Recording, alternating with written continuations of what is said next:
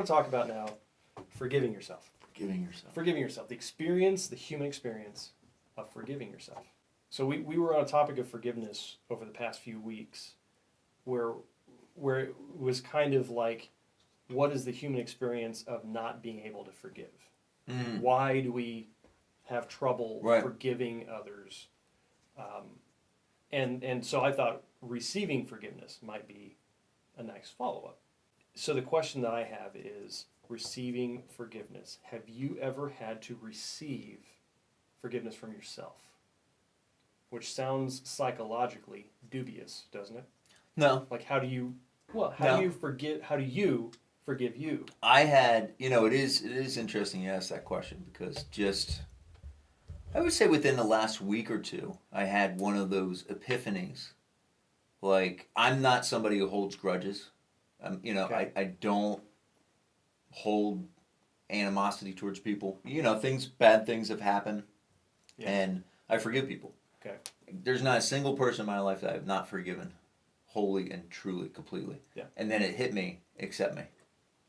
Okay.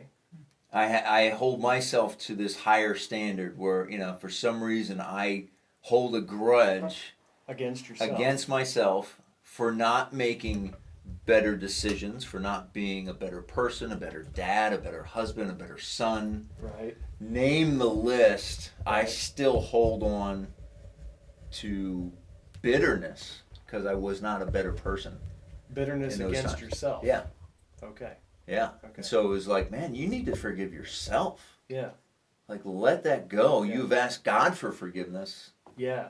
But it's not good enough. Right. Once you got it, that's not good enough. Either it's not good enough or you don't believe that you really get it. Yeah. And so that is, I think that's a hard thing. Yeah. Yeah, one of the things that I've kind of learned over the past few weeks, because we've been diving into forgiveness, and I'm sitting here trying to do my level best to bring something to this table. Some kind of study or some kind of scripture or something. I think one of the things that I've learned is how little I knew about forgiveness in general, given that I'm a pastor. Mm-hmm. And it's striking. It's I don't want to say it's shameful. It's embarrassing. It's embarrassing to me that here I am. I go up on the pulpit. I forgive you, though. Oh, thank you. You're welcome. Thank you. But no. I mean, how little I knew or understood about the dynamics of it, or why people struggle to offer it, why they find difficulty receiving it, all of that. Right. And one of the things that I had not been encountering or studying in that was the forgiving yourself aspect. Which is different, right? So I think of different scriptural examples, like in the Bible, you see people who have sinned throughout, right, from beginning to end. There's a theme there, right? There's a theme, yeah. And for those who are not Christians, it's easy to kind of get hung up on it's always talking about sin. They're always beating themselves up, right? That was what kept me from the faith. One of the things that kept me from the faith. And then when you encounter Scripture with different eyes, you start to see, these are humans. This is what I would do. Right. I would do that. Right. I would be David on the wall, looking at Bathsheba and going, Now, would I be David on the wall looking at Bathsheba and then go over to her house? Maybe. I would. Easily. Yeah, I would. I'll go there for you. Would I then cover it up by sending her husband to the front lines to die? Who's to say I wouldn't? And that's, if you had the power, right, that he really conceivably thought I could pull this off, right? Or Adam and Eve, right? Yeah.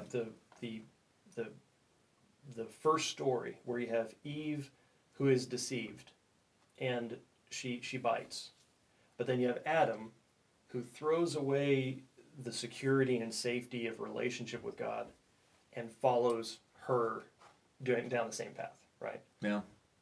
What would I do? I'm pretty sure I'd bite the apple, you know, in both cases. So when you look at Scripture, you kind of see these examples of people who are sinning, transgressing, hurting other people, hurting themselves, hurting their relationship with God, whatever. But I can't think of much in Scripture that talks specifically about forgiving yourself. I thought one thing we were going to talk about here I was prepared for is like, what is our purpose here on earth? Okay. Okay. Okay. And I was going to give the very biblical answer. Our purpose is to glorify God. Okay. Okay. That's a biblical answer. I prefer to glorify Bob. Right? That's my purpose, if I'm not careful. Yes. But interestingly enough, I'm glorified better when I glorify God. Yeah. You know, right? Yeah.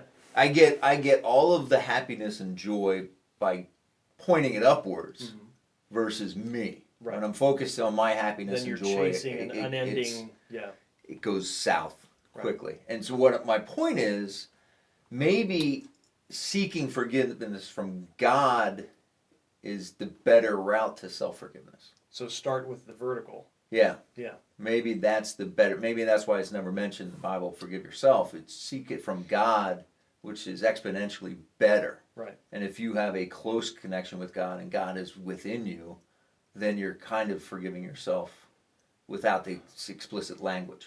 I think that the pastor turn on that would normally be seek forgiveness from God, and then maybe it's the horizontal bar on the cross. Then forgive others, forgive one another.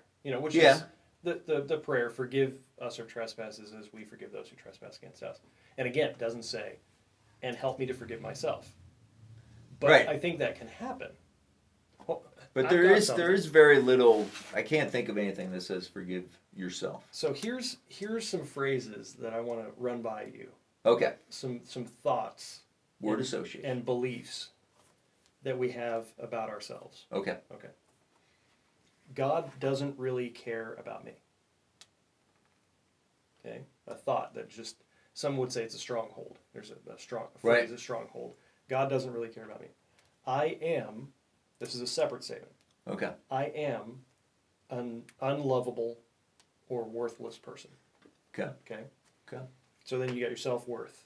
Right. Right. Right. Prior to that is your worth and your value in the eyes of God. The second one, I'm an unlovable, worthless person, self-worth. Nobody will ever love me. As a statement. Okay. Okay. I'll never be able to change. All right. Okay.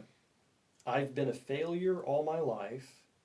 I guess I'll always be a failure. Right? So my past is determining, my past patterns are unbreakable. Right, okay. If people really knew me, they wouldn't like me. Okay, so there's right, okay. 6 statements. Right, okay. All 6 of those are unpackable, deep exploration. Right. Explorable. Yeah. Like, okay. But if you have those in you, if you have, God doesn't really care about me, how do you, if you do something that would almost reinforce that, it stands to reason to be hard to forgive yourself for. It would be, if you already have the thought process in your mind, it's almost like it's an unassailable stronghold. It's almost like it's holding something within you.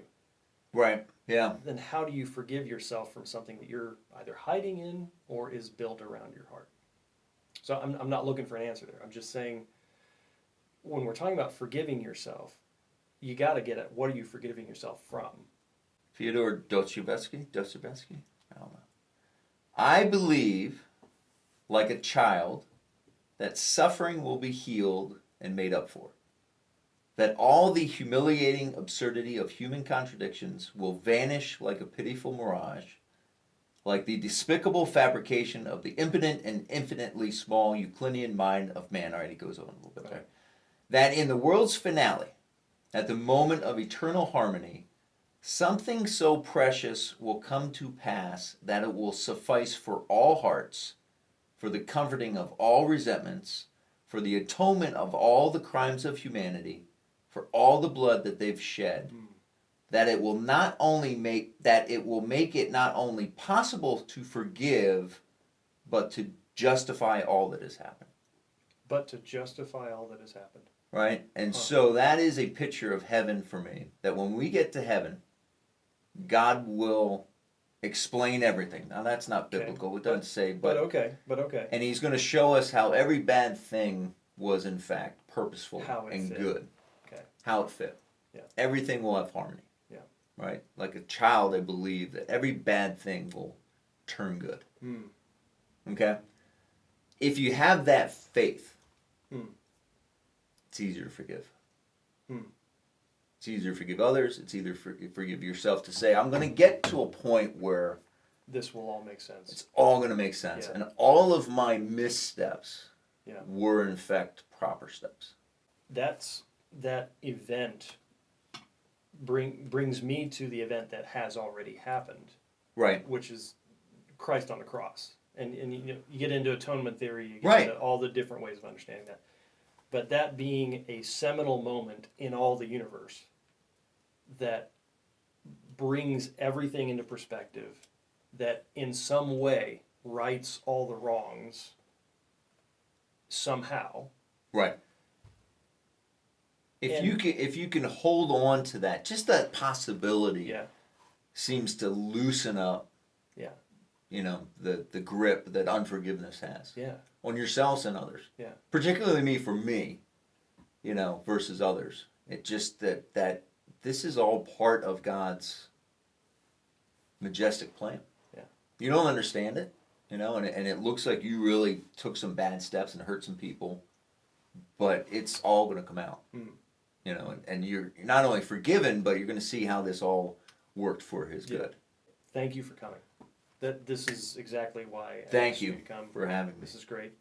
And what was the website again? I'm serious because BibleStrengthProject.com. BibleStrengthProject.com. Which now I'm saying I'm serious about that because we got a garage now. So. Okay, BibleStrengthProject.com for $10 a month. You get a daily video. I love it. That goes along with a read through the Bible in your program. I love it. Thank you. Thank you, brother. Okay. Appreciate you coming, man. Okay.